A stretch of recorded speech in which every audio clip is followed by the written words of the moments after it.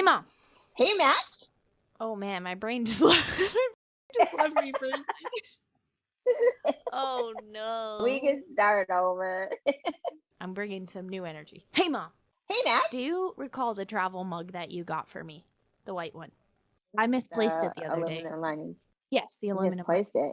I misplaced it. For like 2 days, I misplaced it. What?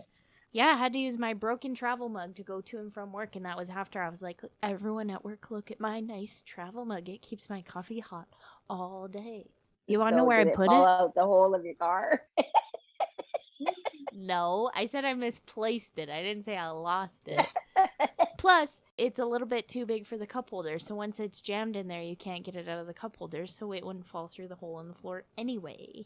Oh, okay. Oh, but does it fit in your new car? It does. Gore. Cozily, one might say. Do you know where I found it? Where I found it eventually. And by found it, I mean my roommate said, "Why is this here?" In the bathroom? Not in the bathroom, no. I would have found it if it was in the bathroom, because that's one of the usual places I leave things. Okay. In your sock drawer? No, don't own a dresser. I just keep my socks in a cardboard box on the floor. Oh my gosh, okay. You're laughing, but look, I'm serious. This is my box that I keep all my socks and underwear in. It's got a nice little top flap here. Gosh. Oh my goodness. I know you think, wow, I've managed to raise a competent, confident daughter in this crazy world. And I know when I show you things like my sock and underwear box or tell you that I don't have a doorknob or that there's a hole in the floor of my car, you're just astounded at just how well I'm taking on this grown-up world that I live in. You're well adjusted. Yeah, well adjusted is the word that many people ascribe to me. Well, you have a lot of confidence in yourself, so that's good. Well, you know, Mom, fake it till you make it. Yeah. I think what people don't understand is, like, if you're in a boat that's sinking and you put duct tape over a hole, it's not that duct tape is the best solution, but it is a solution, you know? Is a cardboard box the best solution for housing my socks and underwear? No. But is it a solution for where to put my socks and underwear? Yes. Wrong answer. Anyway, I found the travel mug in a cluster of plants that we keep by the window. Are you serious? Yeah. Like on the window ledge or? Yeah, it's kind of like a nesting table full of plants by the window. Or maybe it was a chair with plants on it. Some plants. Anyway. Well, what were you thinking when you left it there? That's the problem, Mom. I wasn't thinking when I left it there. I have certain things that I'm real meticulous about and really particular about, and I have other things where the rest of the time I'm just kind of this absent-minded professor wandering around leaving things places. When we lived together, that was very true. Yeah, the number of times you were like, why did you throw your jacket on the floor instead of hanging it up? And the honest answer was, Mom, I didn't remember taking my jacket off. I don't remember coming home from school. I was thinking about something completely else, and somehow now the jacket's on the floor. Yeah. Or the cupboard doors, like who leave cupboard doors like wide open every time they open them? Okay, well, yes. First of all, yes, I'll own that. I'm a flawed human being, and I have certain habits that are not good ones. And leaving the cupboard doors wide open is definitely one of them. Oh my god. I'm not doing it on purpose. My brain is always somewhere else. Yeah, it's true. Right? Like, people are like, I'm thinking about, like, my genetically mutated ducks book. I was like, honestly, I was thinking about that. Or I was thinking about this song I heard one time in the 7th grade, and I'm trying to remember the chorus of it. I am not thinking about the tactile things I'm doing. I'm not thinking about where did I put my jacket. I'm not thinking, why do I, like, just looking around my room. I have a hard hat on my floor. A hard hat? Like a construction hard hat? Correct. I have a hard hat on my floor. I have a broken travel mug in the corner. For some reason, I have this Tupperware, and I don't even recall what I put in it. I just know that I have it now in my room. Oh, okay. So what were you thinking when you put your mug travel mug in the middle of the plants? I think, if I remember correctly, and that's a problem, I didn't find it the same day, so it was a little tough to retrace my steps. Yeah. But I think the dog... So we share a fence with someone who also has a dog. and the dogs will play with each other, but they can't see each other real well in the fence. So they do this thing where one will run to the other side of the fence thinking that dog is there, while the other dog is on the other side of the fence, like on the far end of the yard. And then they'll hear each other bark or whatever, and then they'll both run opposite directions to try and meet each other, but they don't realize the other one is also running. So they kind of do this thing where they run back and forth and are just always missing each other, and it's funny. Okay. So I think I was trying to get a video to send to my roommate, and I must have set the mug down. Oh, okay. Is possible. But to be honest with you, like, I'm also really bad for if you laid out a bunch of utensils and you're like, Mac, I need you to go get the fork. I'll be like, yep, and I will visualize the fork. I will be certain that I've picked up the fork, and then I look down and I've got a spoon in my hand, and I don't know why. But you always did well in school, so... But with school, it was like, if I wasn't paying attention, I wasn't paying attention, you know? It's not like school, it's like pick up your stuff. And I also lost stuff all the time. Mom, how many lunch bags and water bottles and mittens do you think I lost while I was in school? It's true.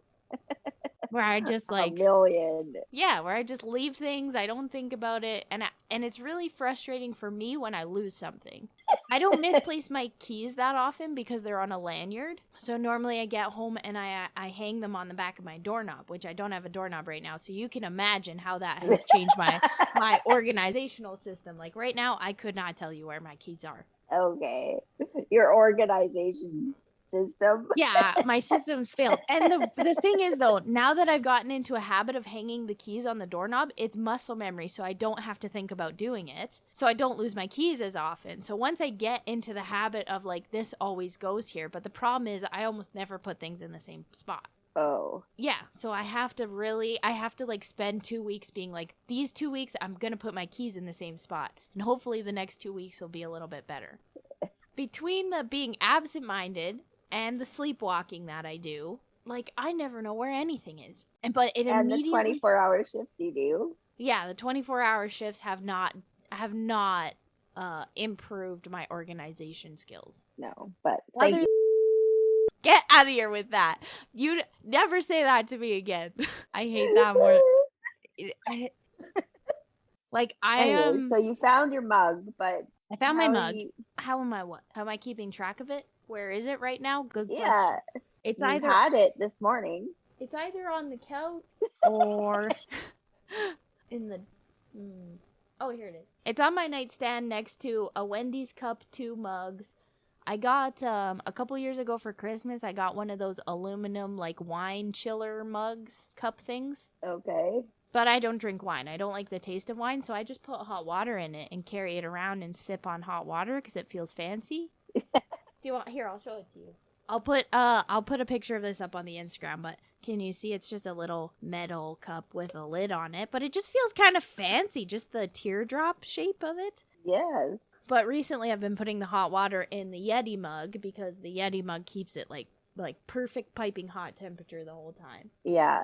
And I obviously can't walk around, like I can't bring the wine chiller glass to work and walk around with my hot water in it because people might get the wrong impression about the activities that I'm up to. Well, they might start saying, get out of here with that. Oh my goodness. And I feel like there wasn't a lot you guys did to me as a teenager that I was like, oh my goodness, that is truly mortifying. But I think in adulthood, you guys are really hitting your stride. Are you kidding me? Your dad? I always knew Dad was intentionally trying to embarrass me, so it didn't embarrass me. Oh my gosh. I think you were pretty embarrassed when he walked in and said, thank you, we made her ourselves. But I was technically an adult then. I wasn't a good adult or an old adult. But yes, when I was in college, were you guys there for a game or what were you there for? I don't know. We must have just gone for a game, but yeah, I think they showed up to a basketball game, and one of our coaches is, being like talking me up to my parents, being a good coach. He's like, oh, Judd is so great, la la la. And my dad, in true dad form, just goes, thank you, we made her ourselves. And I was like, no, this is not happening to me. Yeah, you were mortified over that. Oh, I was so embarrassed. And maybe it was just me that was embarrassed when Dad said, "Oh, she's alive." Oh, that one. No, that one was embarrassing too.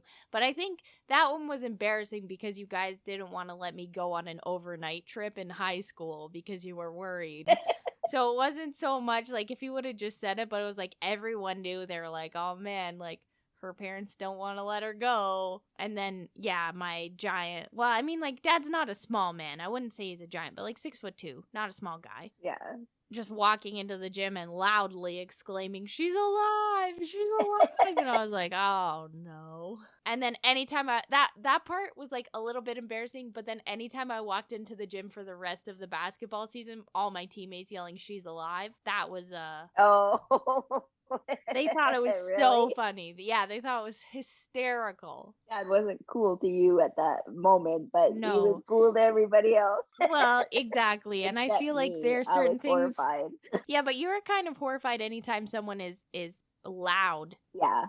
In a setting. Like you're very reserved in public. Like you don't want people hollering, or like you would never talk on speakerphone in a public place, for example. No, this is true.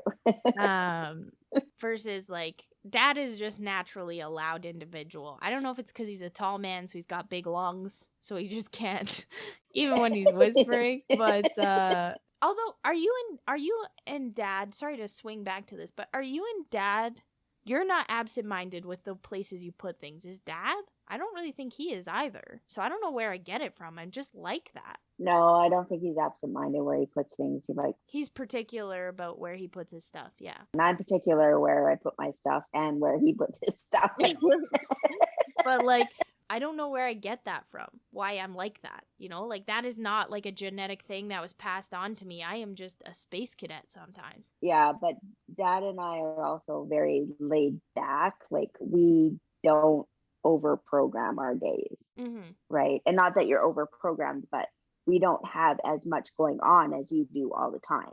Yeah, but even when you guys were, like, when, you know, we were all living at home and you guys were busy doing a million other things at once, you still, like, it's not because I'm busy that I'm like that. I can walk around the house with my coffee mug and leave it 6 different places in a day where I don't remember putting it down. Like, I am just very absent-minded when it comes to that because I'm very involved with my internal monologue. I think I'm wondering if statistically it's a common trait for someone that's very smart and who is always thinking of things all the time. Oh, thank you, Mom.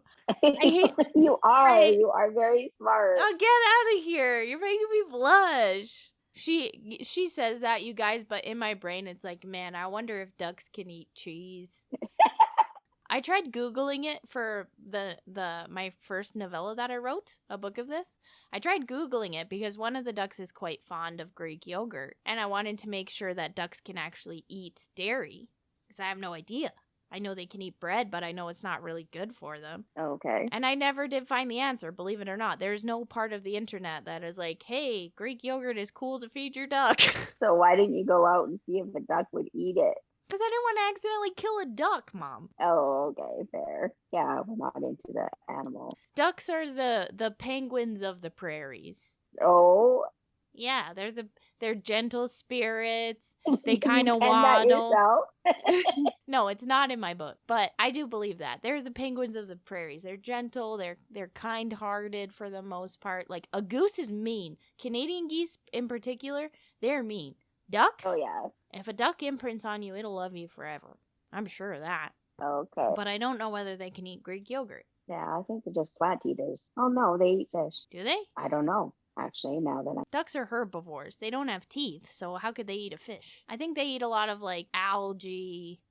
And so when they dive down into the water, they're not eating fish? I don't think so. I think they're scraping up pond scum. Let's Google it. I feel like we'll have a listener that will set us straight. They always do, Mom. They always do. Do ducks eat? Yes, ducks do eat fish. Ducks are omnivorous birds. I am on rangerplanet.com, in case anyone's wondering. So they do eat fish. Ducks eat fish. They eat a wide variety of foods. For nourishment and health, a duck's diet actually consists of mostly small fish. Ducks consume not only fish, but their eggs. Diving ducks feed deeper in the water and typically eat more fish or crustaceans. You're right, Mom. I'm sorry. Well, there you go. Just about all species of ducks will include fish as part of their normal diet. Being omnivorous, ducks constantly forage for small meals and snacks and can eat just about anything that fits into their mouth. Preach! Sounds like someone else to know. Okay, here we go. They eat fish, seeds, nuts, seaweed, algae, aquatic plants, insects, worms, snails, lizards, newts, frogs and tadpoles, small crabs, other small crustaceans, grapes, bananas, plums, watermelon, pears, peaches, pumpkin, and rice, cooked or uncooked. Oh, wow. Nothing about dairy in there, dairy. though. No dairy. So you see my problem. Well, not really, because your ducks were genetically mutated. So they could eat whatever you wanted them to eat. Exactly. And that's part of the reason why I wrote the book like that. Yeah. If you're vague enough on the science is plausible. Okay. Well, that's probably a good place to end it. Do you have any advice for the youths, Mom? For the youth? No. I feel like it's going to be a 50-50 toss-up of when you have advice for the youths and when you don't. Yeah. If you have any advice for us, you can find us on social media. We're at Hey Mom, Hey Mack on all social media. That's Mom with an O and Mack with a CK. If you want us to discuss any topics or you have questions for us, you can feel free to tag us on social media or you can write into us at heymomheymack@gmail.com. I think that's it, Mom. Bye, Mac. Bye, Mom.